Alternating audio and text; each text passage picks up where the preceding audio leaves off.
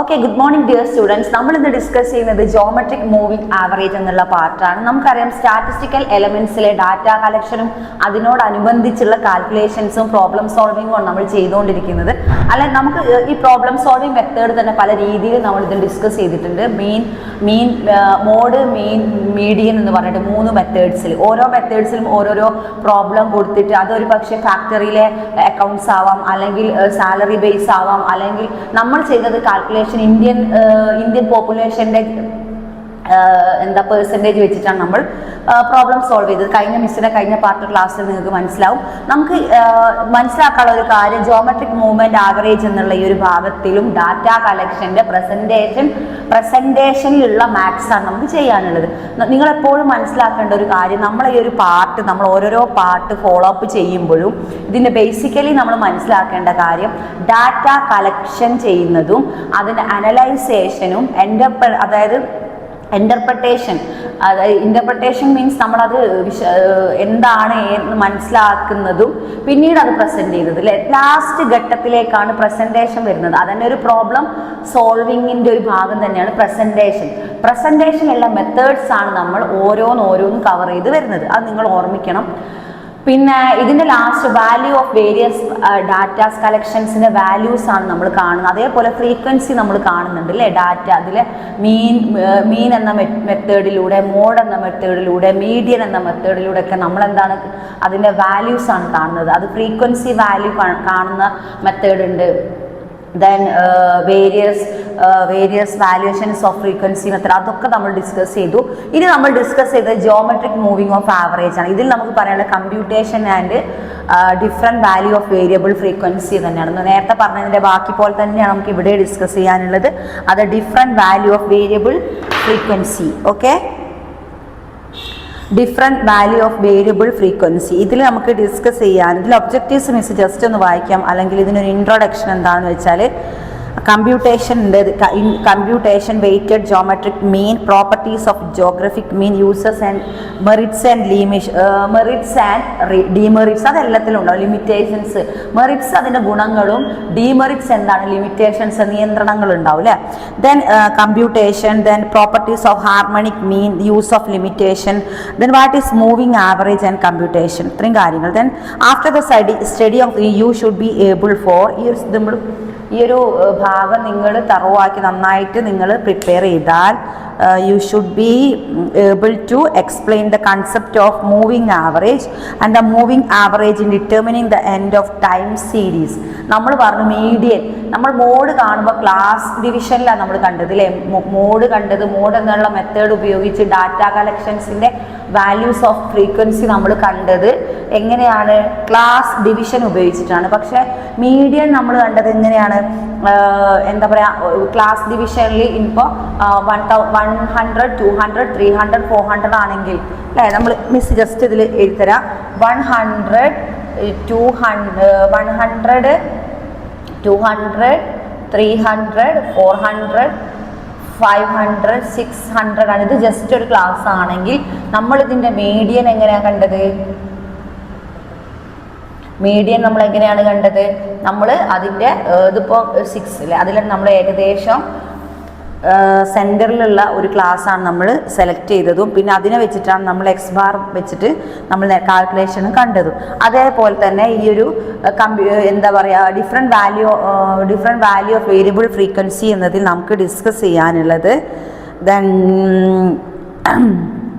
GM3 root of 4 × 8 × 16, അതായത് ഈ ഒരു മെത്തേഡാണ്. ഈ മെത്തേഡിൻ്റെ വേറൊരു രൂപമാണ് x1, x2, x3, x4 etcetera.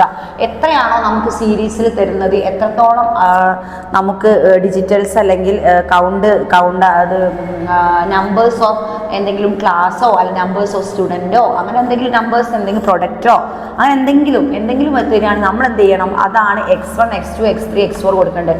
Root of 3 root of x1, അത് നമ്മൾ എന്ത് ചെയ്യുന്നു, 4 × 8 × 16 എന്ന രൂപത്തിൽ എഴുതിയിട്ട് ഇത് ലാസ്റ്റ് ഗുണിക്കുമ്പോൾ എത്ര കിട്ടും നമുക്ക്, റൂട്ട് ഓഫ് 512 എന്നുള്ളതാണ് നമുക്കിവിടെ കിട്ടുന്നത്. ഓക്കെ, ഇത് geometric and moving of average കണ്ടുപിടിക്കുന്നത്. Next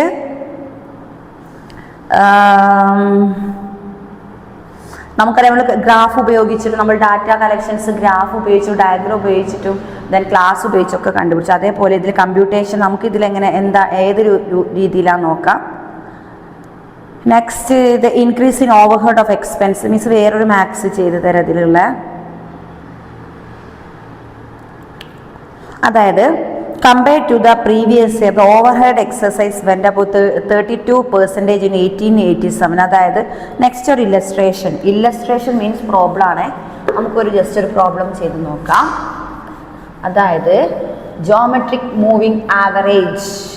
okay, geometric moving average means ഇങ്ങനെ എഴുതുമ്പോൾ പിന്നെ ന്യൂസ് സംസാരിക്കുമ്പോൾ നിങ്ങൾ ശ്രദ്ധിക്കേണ്ടത് ഇതിൻ്റെ ഓരോരോ ഭാഗങ്ങൾ നിങ്ങൾ ഓർമ്മയിൽ വരണം.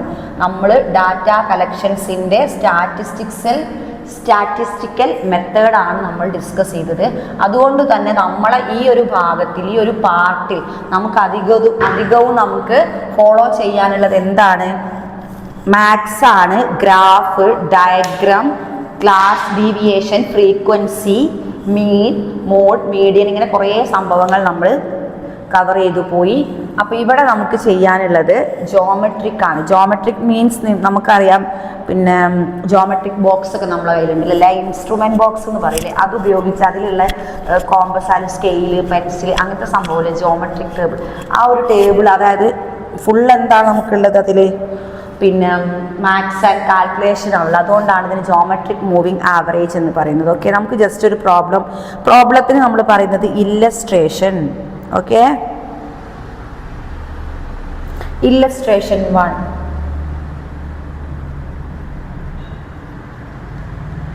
ഇല്ലസ്ട്രേഷൻ 1 എന്നാണ് പറയുന്നത്. Then compare to previous year. അപ്പോൾ നമ്മൾ 2 ഇയർ തമ്മിൽ പ്രീവിയസ് ഇയറിൽ കമ്പയർ ചെയ്തുകൊണ്ട് 2 ഇയറിൽ വരുന്ന ആ ഒരു കാൽക്കുലേഷൻസ് എങ്ങനെയാണ് മാറുന്നത് നോക്കാം നമുക്ക്. ഓക്കെ, 1988ലും 1987ലും എന്താ calculation of average rate of increase over the expenses. Okay, ചിലവ് നോക്കാം. ഓക്കെ, അപ്പോൾ കമ്പയർ ദ 2 ഇയർ.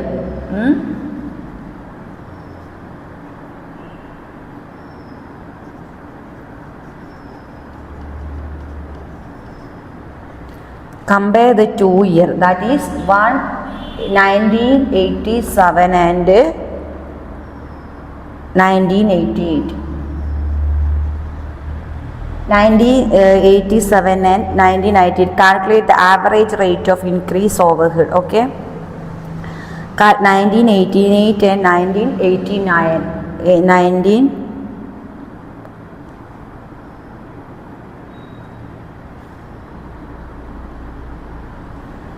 88 and 89 ആണ്. ഈ ഇയറിൽ കമ്പയർ ചെയ്താൽ നമുക്ക് എന്താണ് എന്താ ചെയ്യുന്നത്? Compare the previous year the overhead expense went up 30. അതായത് 88ൽ 32% ആണ് ആ കാൽക്കുലേഷൻ, എക്സ്പെൻസിൻ്റെ കാൽക്കുലേഷൻ ശരാശരി ആവറേജ് റേറ്റ് 32% ആണ്. നെക്സ്റ്റ് ദെൻ 88ൽ 50%. ഓക്കെ, 50%. ഓക്കെ, നെക്സ്റ്റ് ഇതിന് സൊല്യൂഷൻ നമ്മൾ ചെയ്യുന്നത് the increase of overhead expense is 32% and 50% in 1887 and respectively this mean successfully experienced before 32 and അത് നമുക്ക് എന്ത് ചെയ്യാം?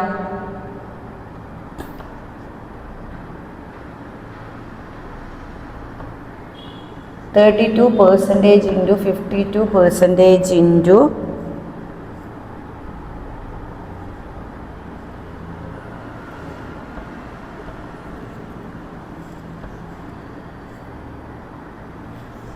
100 and 100 is equal to 140 x3 to 35. Okay, ഇത് നമ്മൾ എന്താ പറയുക, പെർസെൻറ്റേജ് പിന്നെ പെർസെൻറ്റേജ് നോക്കിയിട്ടാണ് ശരാശരി ജോമെട്രിക് ആവറേജ് കണ്ടുപിടിക്കുന്നത്. ഓക്കെ, ഇല്ലസ്ട്രേറ്റ് ജസ്റ്റ് ഒരു ഇല്ലസ്ട്രേഷൻ ആണ് നമ്മളിവിടെ കണ്ടത്. ഓക്കെ, 2 ഇയർ കമ്പയർ ചെയ്തിട്ട് 2 ഇയേഴ്സിൽ കമ്പയർ ചെയ്ത എക്സ്പെൻസ് അതിൻ്റെ 52%ഉം 82%ഉം ആണ്. ഏതൊക്കെ ഇയറിലാണ് അതിൻ്റെ ശരാശരി ഉപയോഗിച്ച് ഫ്രീക്വൻസിയാണ് നമ്മളിപ്പോൾ നോക്കിയത്, അതായത് ജോമെട്രിക്കൽ മൂവിങ് ആവറേജ് എന്നുള്ള ഈ ഒരു പാർട്ടിൽ. Okay,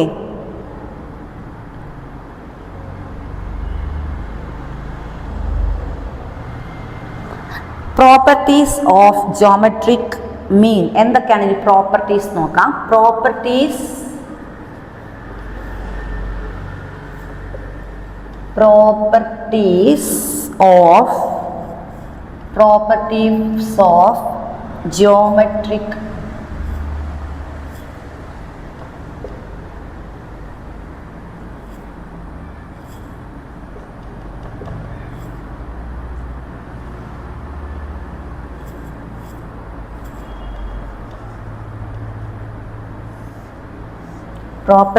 of geometric mean has the following the important properties given the series. അപ്പോൾ നമുക്കിത് ചെയ്യാം. അധികം എന്തുപയോഗിച്ചിട്ടാണ്?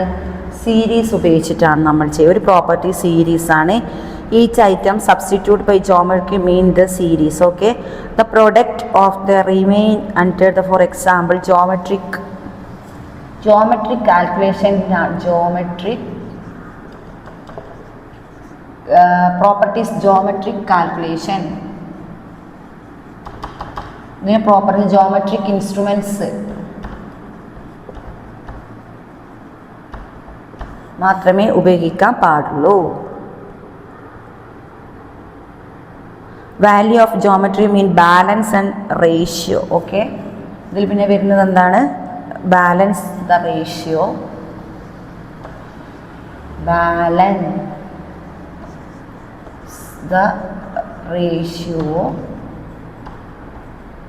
ആൻഡ് നെക്സ്റ്റ് പ്രോപ്പർട്ടീസ് എന്താണ്? algebraic treatment and geometric balance and ratio deviation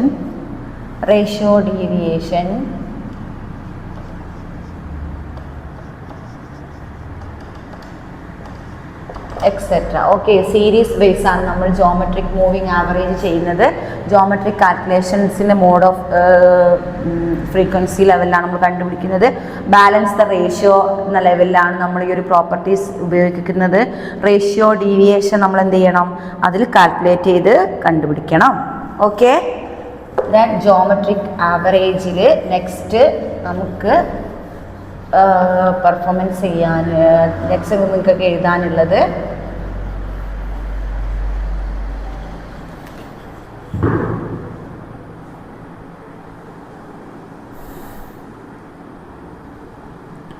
state whether the following statement is true or false. നോക്കുക അല്ലേ.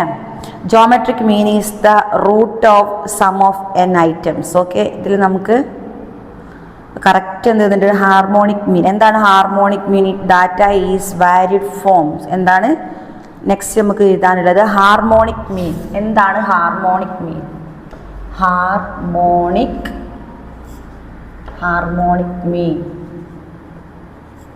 Harmonic mean is not generally data in varied form. നേരത്തെ നമ്മൾ series ആണ് നമ്മൾ ഡിസ്കസ് ചെയ്തത്. ഇവിടെ ഇത് ഏത് സീരീസ് മോഡലല്ല, വാരിഡ് ഫോംസിൽ, VARID വാരിഡ് ഫോംസിലാണ് ഡാറ്റാസ് കളക്ട് ചെയ്യുന്നതും. പിന്നീട് എന്ത് ചെയ്യുന്നു? നമ്മൾ പറഞ്ഞില്ലേ, ഡാറ്റ കളക്ട് ചെയ്യുന്നു. പിന്നെ നിങ്ങൾക്കറിയാലോ നെക്സ്റ്റ് എന്ത് ചെയ്യുന്നു? നമ്മൾ അനലൈസ് ചെയ്യുന്നു. ഡാറ്റാസ് കിട്ടുന്നു, അനലൈസ് ചെയ്യുന്നു. നെക്സ്റ്റ് എന്താണ് സ്റ്റേജ്? ഇൻ്റർപ്രറ്റ് ചെയ്യുന്നു. നെക്സ്റ്റ് സ്റ്റേജ് എന്താണ്? മിസ് എപ്പോഴും റിപ്പീറ്റ് ചെയ്യുന്നതാണ്. ക്ലാസ് കാണുന്ന കുട്ടികൾക്ക് ഏകദേശം പെട്ടെന്ന് തന്നെ മനസ്സിലാക്കൂടുക. കാരണം നമ്മൾ ഈ ഒരു ഭാഗം എന്ന് പറയുന്നത് സ്റ്റാറ്റിസ്റ്റിക്കൽ മെത്തേഡാണ്. മൊത്തം എന്താണ്? നമ്മളിതിൽ മാത്സും പ്രോബ്ലം സോൾവിങ്ങും ആണ്. അതുകൊണ്ട് തന്നെ ഫുൾ ഡാറ്റാസ് നമ്മൾ ഏതൊക്കെ എന്താണ് നിങ്ങൾ ഈ ഒരു ഭാഗം കവർ ചെയ്ത് പോകുമ്പോൾ ആ 4 മെത്തേഡ് അല്ലെങ്കിൽ 4 രീതി മനസ്സിൽ എപ്പോഴും വേണം. ഡാറ്റ കളക്ട് ചെയ്യുന്നതും നമ്മൾ അനലൈസ് ചെയ്യുന്നതും ഇൻ്റർപ്രറ്റ് ചെയ്യുന്നതും നെക്സ്റ്റ് പ്രോബ്ലം സോൾവിങ്ങിലേക്ക് ഡിസ്കസ് ചെയ്യുന്നതും അറ്റ് ലാസ്റ്റാണ് നമ്മൾ എന്ത് ചെയ്യുന്നത്? പ്രസൻറ്റേഷൻ ചെയ്യുന്നത്. മിസ് ഇപ്പോൾ നിങ്ങളോട് തന്നെ നേരിട്ട് ഇങ്ങനെ സംസാരിച്ചുകൊണ്ടിരിക്കുമ്പോൾ നിങ്ങളെ മനസ്സിലേക്ക് അത് വരണം. ഓക്കെ, അപ്പോൾ ലാസ്റ്റ് പ്രസൻറ്റേഷനിലാണ് നമ്മൾ ഏത് മെത്തേഡ്സ്, ഈ മെത്തേഡ്സ് എല്ലാം നമ്മൾ ഉപയോഗപ്പെടുത്തുന്നതും. അത് മീൻ എന്നുള്ളതാണെങ്കിലും മോഡാണെങ്കിലും മീഡിയൻ ആണെങ്കിലും ഇതൊക്കെ എന്താണ്? മെത്തേഡുകളാണ്. അത് ഓരോ രീതികളിലാണ് നമ്മൾ കാൽക്കുലേഷനും പ്രോബ്ലം സോൾവിങ്ങിൽ എത്തുന്നത്. അപ്പോൾ നിങ്ങളെപ്പോഴും ഈ ഒരു സ്റ്റാറ്റിസ്റ്റിക്സൽ മെത്തേഡ് നന്നായിട്ട് പ്രിപ്പയർ ചെയ്യും.